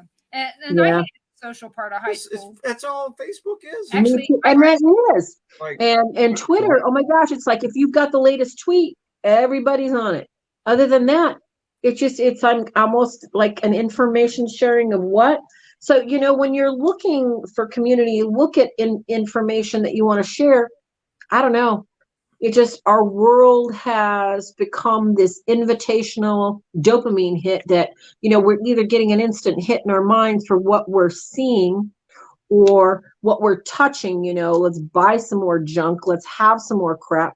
And that's just really demonic. I mean, why can't we check out of that stuff and just be totally content with what we're called to do right now, whether it's be a mother, whether it's, be a farmer, whether, it's be an accountant and help people, understand the numbers of their lives. I mean, why are we so discontent? Because the media tells us you should be discontent because you should be more. So, maybe this Halloween, it's a good time for all of us to check out. Just check out for a week or two and turn it all off and say, you know what? I'm just going to sit in my house and I'm going to be content with the people I know, the people I love, the people I talk to, the people I can walk across the street and take a plate of my food that I made tonight. Or, the lady that did, it's 2 doors over that I haven't seen her in a couple of days. May I just knock and say, hey, if you need me, here's my phone number. That counteracts the demons. Well, I just said with their neighbor across the street, they're having twins soon. Oh my gosh! So boy and a girl. Yep. So I made sure I went over there and gave her my phone number and said, if you need anything, call me. You can tell he's getting, the closer it gets, you can tell he's getting really nervous. He's I don't know how many times. He's the father. So we have a comment here from Russell. He says, oh my, where do I start? This was when we said questions. And he goes, you guys have been right on target with everything. I'm so glad to hear people actually talk about this stuff. It needs to be said and put out there. So there you go. And then we got Mike over here saying, instant satisfaction, no patience out there anymore. Very true. And let's see. Rosalie says, just so you know, tonight has been wonderful, not just because Farrah's on. Oh, yeah, because Farrah's been It is because Farrah's on. I need to remember to come on every week. I have made homemade baked apples downstairs, and I won't get to until the show is over. Well, thank you. Thank you, Rosalie. Oh, yes, Rosalie, that's so sweet. Yes, she's always got great input, too, and great questions. She's fun. I remember when you had on Ralph Sarchi. Yeah. She asked a question. He educated her. and she just wants to learn. It's nothing other than she wants to learn. And she just really wants, to be able to say, oh, okay, somebody asked me about this. I'd like to share what I know is the truth. I agree. And that's, really what we're trying to do is we're trying to keep the truth out there and keep people protecting themselves from what they don't need to be around. And like Russell, your listener was saying, people don't have any patience and they are full of hate and they are full of anger. Everybody's becoming like this right now. And it's because the demons of chaos are loose everywhere. You can't walk into any store. You can't drive down any street, but people are frowning and angry and just nasty to each other. People aren't smiling. They're not opening doors. They're getting faster and angrier and more hateful. How do we stop that? We smile. That's all I do. Just smile and open the door for somebody. Yep. And instead of taking it, opening, you're not coming in. But Gary asks a question. He goes, how often do you come in contact with demons? Every day. There you go. Every day. Every day of my life. Either on the phone, in my head, in my space. Where? They're right here in this room with you right now. Just because you don't believe they're there doesn't mean they're not. Do you have to fear them? Hell no, you have nothing to fear. The people don't understand, even if they're not baptized, which I tell everybody you should be baptized so you can get on your walk and get your stuff going, as we know. But even if you're not baptized, if you have an ounce of faith, every single one of us was created with the indwelling of a piece of God called the Holy Spirit. Okay. You got nothing to fear from these little suckers. Right. They're nothing but a barking, yipping little dog trying to nip at your heels. And they're trying to get in your head. They're trying to get in your mind. They're trying to get in your heart and destroy you and rip you from any kind of happiness or peace or contentment from being involved with anything and anyone. So, yeah, demons are everywhere. Just ignore them, laugh at them. Well, Farrah, we're at the last 4 minutes of the show. Can you tell everybody where they can find you? Well, you can find me not only on Facebook at Swords of St. Michael.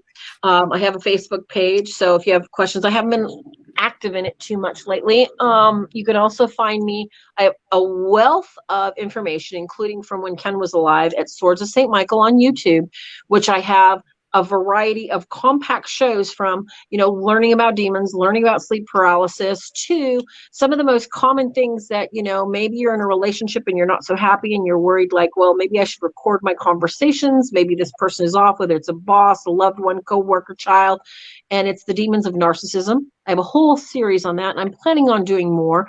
I also have, like Denise and I were talking about on the YouTube channel, can demons really do that? So if you'd like to go on, check it out, post any questions saying, hey, can you do this movie?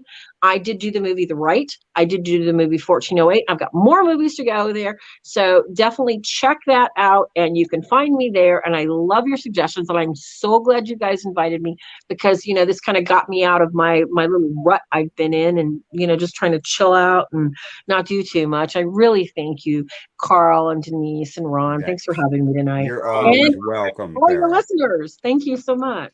Well, we have a comment for you from Athena. She says, tell Farrah I still sleep with my blessed rosary that she made.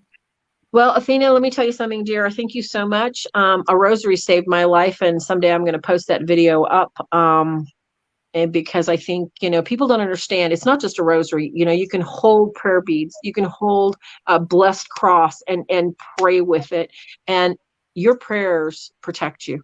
Your prayers and your faith, folks. Never forget, there's a God that is listening. And another comment from Rosalie. She says, also your old show with Ken and Deb, and I'm trying to get back to listen. And so you're going to see a younger Denise on there too. Yes, we'll see a younger Denise on there. So back when you're 26. Yeah, when I was 26 instead of 29. I know. I remember those days well. So I'd like to thank everyone for listening, and you can find us here again on Thursday night. We're going to be doing the Haunted Vortex special, where people come in and tell us their stories of their hauntings that scared the living daylights out of them. And our guests are going to be, all the paranormal hosts are going to be here, and every 15 minutes we're going to have a different person on telling us their story. So we're going to have Rhodey speak from Texas, and Scott Johnston from Iowa, and Wendy Schindler from here in Kansas City.